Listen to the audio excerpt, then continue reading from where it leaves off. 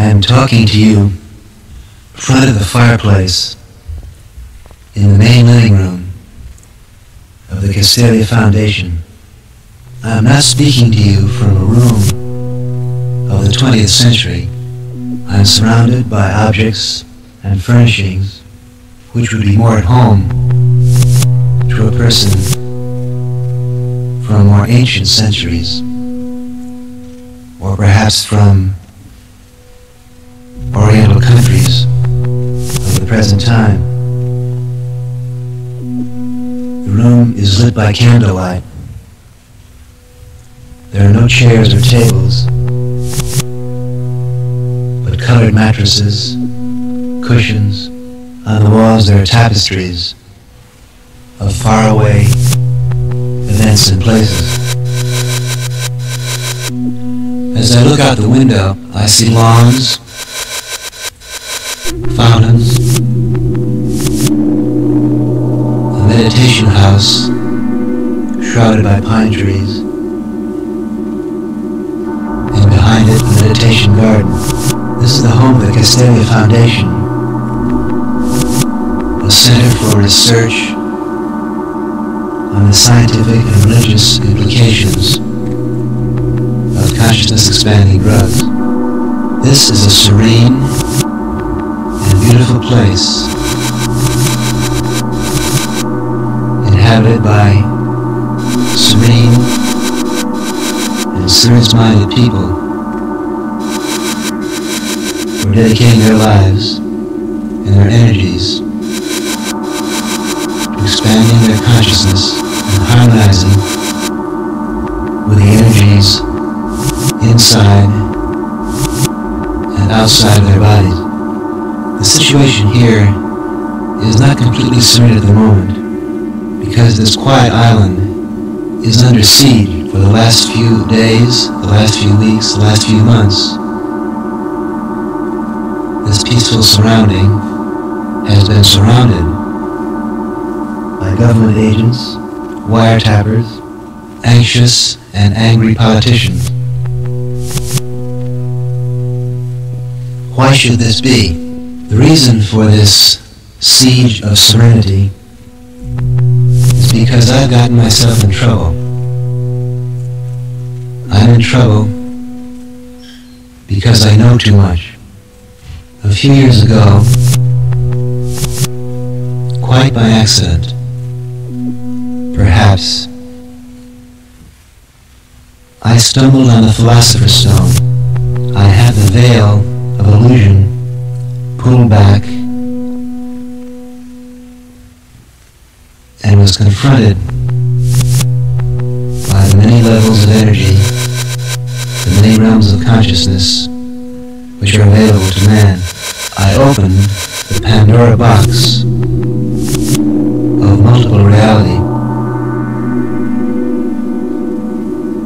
Now these are poetic metaphors for describing an ancient experience. I could just as well use more modern and scientific metaphors to describe how I got into trouble. I could say that by using psychedelic drugs, I became tuned in on a network of neurological signals and cellular wisdoms that radiate hundreds of millions per second within my body. In the last 6 years, I have taken the voyage out of my mind into my head, into my cells, over 300 times.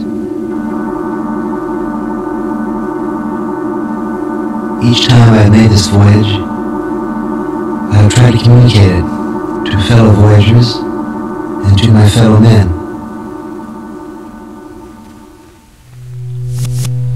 Partly as a result of our experiences, at the present time, over 1 million Americans have had the experience of going beyond their mind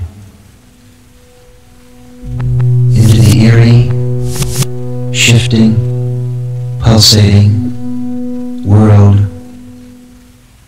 of energy systems within their own body. In addition to the million Americans who have taken psychedelic drugs such as LSD, there are hundreds of millions of other people who have heard this news. Hundreds of millions of people in this country, in South America and Europe, who have been disturbed, fascinated, confused, irritated by the rumors about psychedelic drugs, their promise, their challenge, their perils. What are psychedelic drugs? The first thing to be said is that there is no new arrival on the human historical scene. Sacred plants and vegetables have been used for thousands of years, back to the dawn of human history, by wise men, medicine men, prophets, to expand man's mind. Today, in our technological society, we have produced dozens of chemicals which perform the same function. LSD, mescaline, dimethyltryptamine, psilocybin.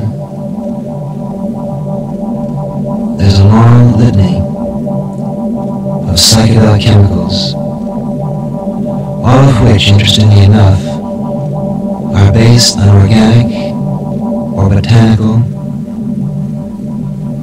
chemicals. And the powerful drugs which we now have to expand human consciousness are not the end. Each few months, the biochemists come up with a new molecule which talks directly, eloquently and powerfully to the human nervous system, opens it up, and changes it.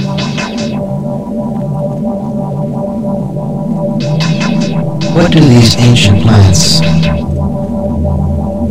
and modern drugs do to the human mind?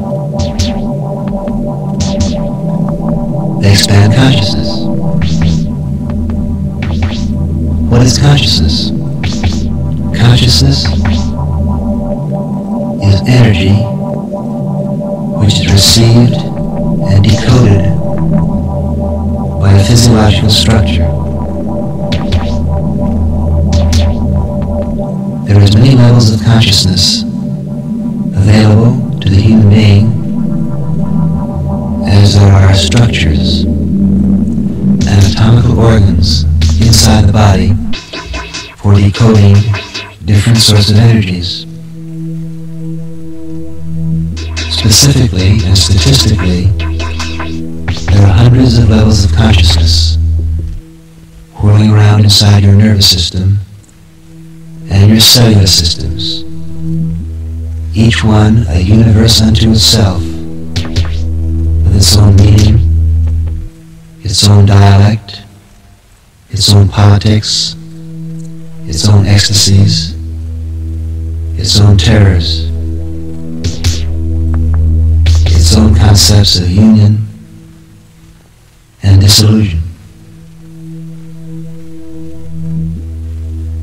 There are hundreds of universes of intelligent energy inside your body. For the beginning student in this new and bewildering science of conscious expansion, it's useful, I think, to consider 5 broad levels of consciousness. And anyone who wishes to think about or learn about the psychedelic drugs, it's useful, I think, to consider 5 broad levels of consciousness. And anyone who wishes to think about or learn about the psychedelic drugs must keep something like this 5-point scale in mind, because each drug experience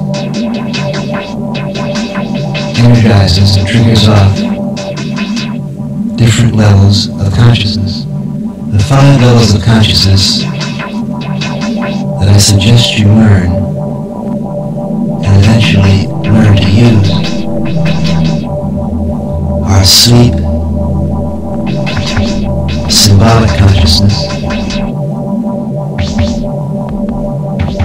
the consciousness of the senses directly energized, the consciousness of cell, and the consciousness of pre-cellular energy, molecular or atomic in nature. Sleep, symbol, sense, cell, molecule. Today, we Americans live in a drug-happy culture. Today, I would say that 90% of Americans are addicted to or dependent on some drug which alters consciousness. Think of the millions upon millions of Americans who depend upon tranquilizers, pep pills, alcohol, nicotine, to get them through the trials and joys of each day. Whereas in other centuries,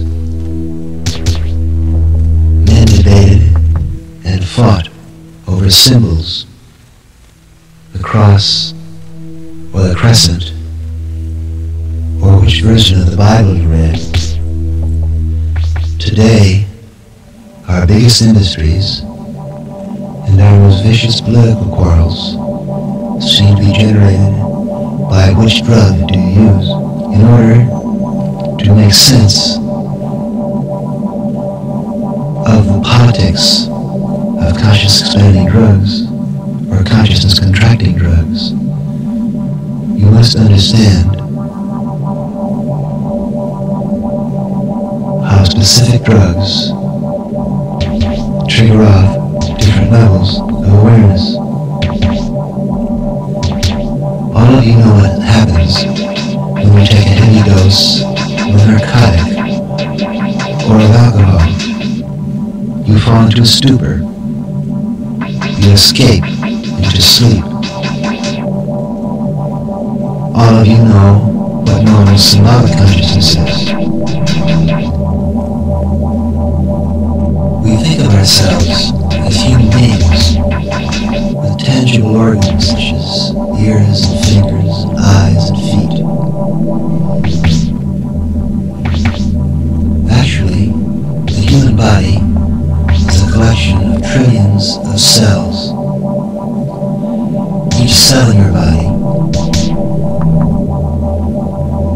is a network of communication and intelligent energy much more complicated than the city of New York. Each cell in your body is performing tasks of communication, transportation, ingestion, elimination, defense, memory, and learning. Tasks which are millions or hundreds of millions of years old and which have not changed in many cycles of evolution. Within the nucleus of every cell in your body is contained a chain of protein molecules which is called the DNA code. This is the blueprint of life. The DNA code is a biochemical electrical architect's office designs and constructs every cell in your body and the overall patterning of your organs and tissues. Your DNA code was created by the codes of your mother and your father. You contain, within every cell in your body, a living chain of molecules, which is literally the chain of life, and which traces back in an unbroken sequence to the beginning of life on this planet some 2 billion years ago. If one link in this chain of life had been broken in over 2 billion years, you and I would be here today.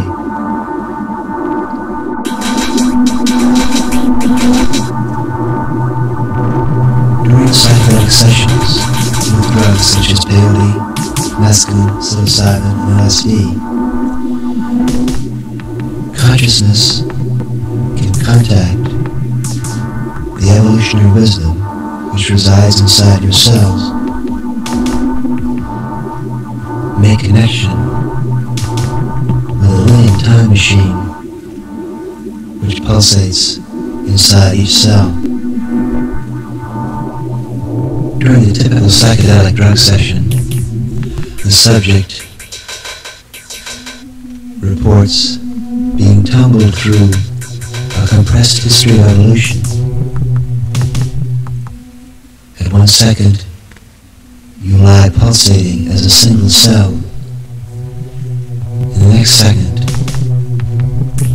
ancient memories of mammalian existence sweep over your consciousness. In the next second, 100 file card memories of other human lives spin through your projector. In 1 instant, you are an old man, a young baby, a beautiful woman.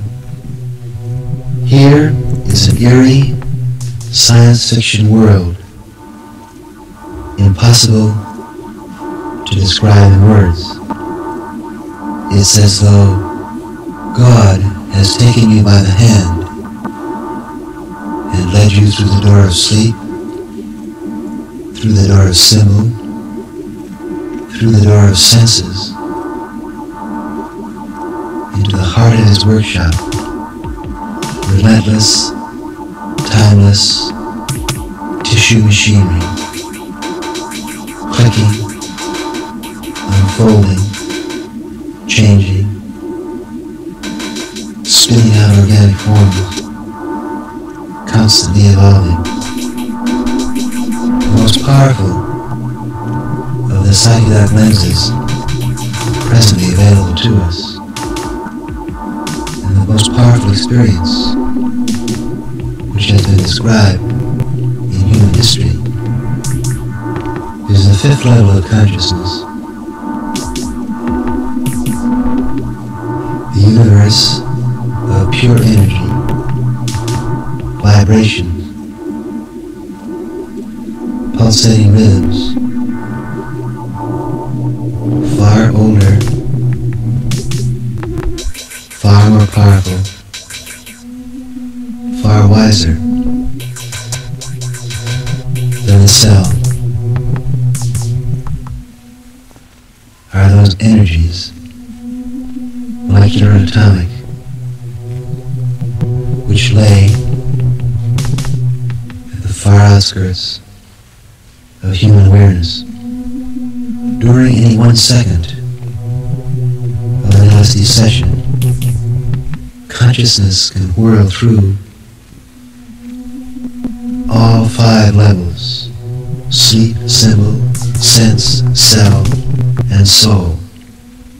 1,000 microscopes, 1,000 telescopes, 1,000 blindfolds, 1,000 symbols spinning through awareness at each instant.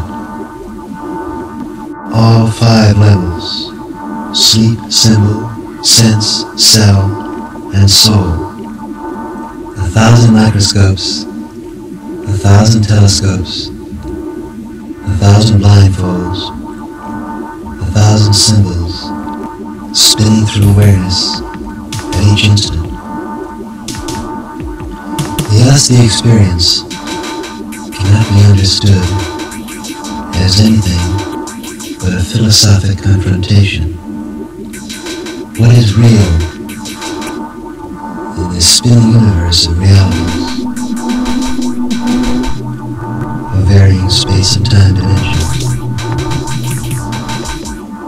What is the effect of this rocket voyage through the nervous system and the cellular terrain?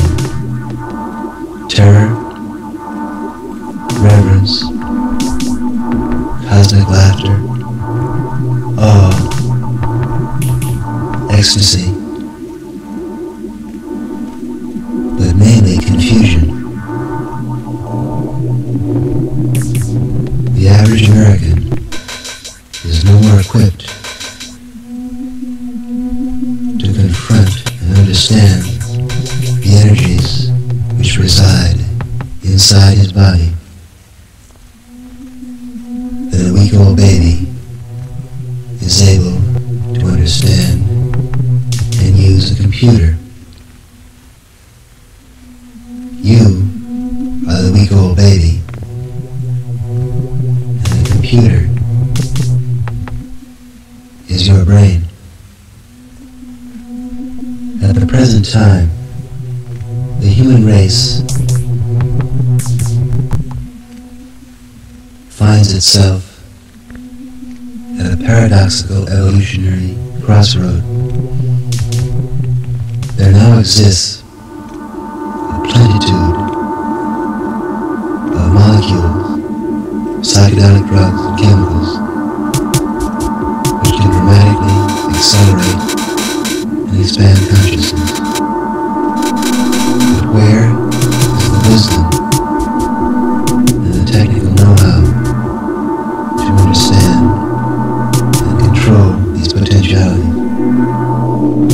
My first psychedelic experience occurred in Mexico in 1960. At that time, I was a whiskey-drinking, cigarette-smoking, symbol-addicted psychologist. I ate 7 of the sacred mushrooms of Mexico, and within a half hour was spun into a psychological laboratory 2 billion years old, which laughed at my pretensions at predicting knowledge. Since that time, 6 years ago, I have done almost nothing but attempt to understand and communicate this experience. Shortly thereafter, I returned to Harvard University and gave psychedelic drugs to some 300 professors, graduate students, writers, and philosophers. 75% of these people reported the most revelatory and educational experience of their lives. We gave these drugs to 36 prisoners who looked at the cops and robbers game through the brutal microscope of expanded consciousness, and laughed and gave up crime.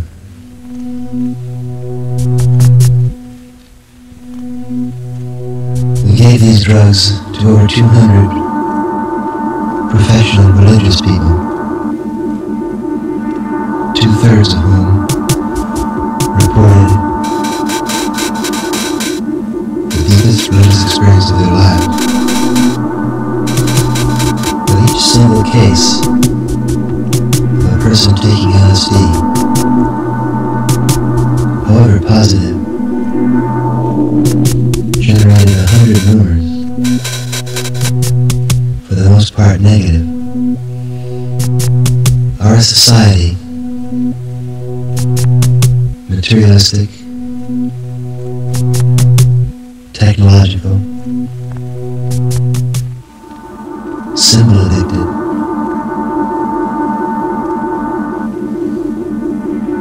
is made uneasy by the thought of people turning inward.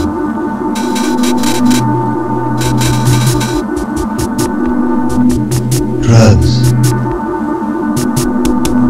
the terror word of the 20th century. But let's face this issue of drugs bluntly and factually. The embarrassing truth is that consciousness is a chemical phenomenon. Everything that you have ever experienced, you experienced because of a chemical reaction in your nervous system. Memory is a chemical process. Learning is a chemical process. Stupidity is a chemical process. Stupor is a chemical process. Normal awareness is a chemical process. The language of your body is the language of molecules. The retina of your eye, the delicate membrane of your ear, your nerve cells, your tissue cells do not speak English, nor Latin, nor French. They are designed, they have been designed by a 2 billion year process of trial and error to receive, decode, and send out a language which is chemical. Perhaps the mystery and the fear itself which surrounds the word drugs is due to the fact that he who deals with symbols deals with changing and structures. But he who deals with chemicals tampers with the basic power and energy of life. Thus come the rumors of danger. Psychedelic drugs, they threaten the solidity and durability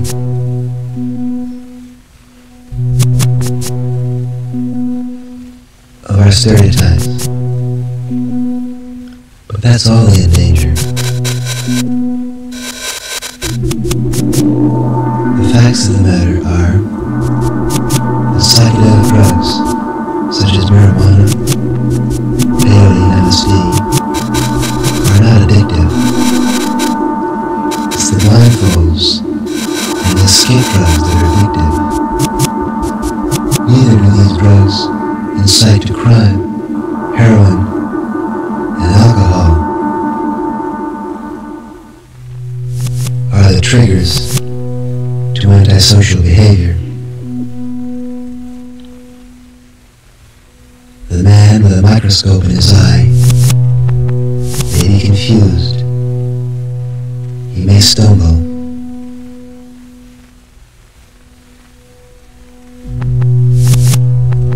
He may cry out.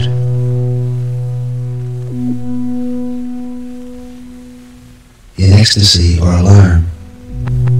But he's got too much going on inside of him to be concerned with pushing other people around. The man with a microscope in his eye may be confused. He may stumble.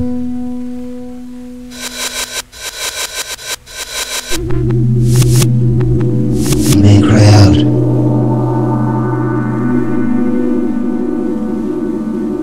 In ecstasy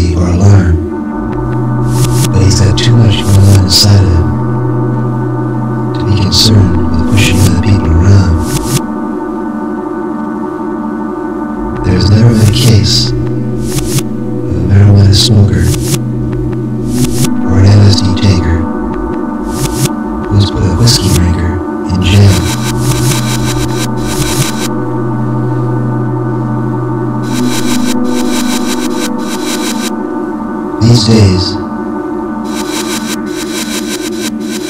there is an avalanche of publicity about the effects of marijuana and LSD. My advice is don't listen to any of the propaganda, whether it's positive or negative.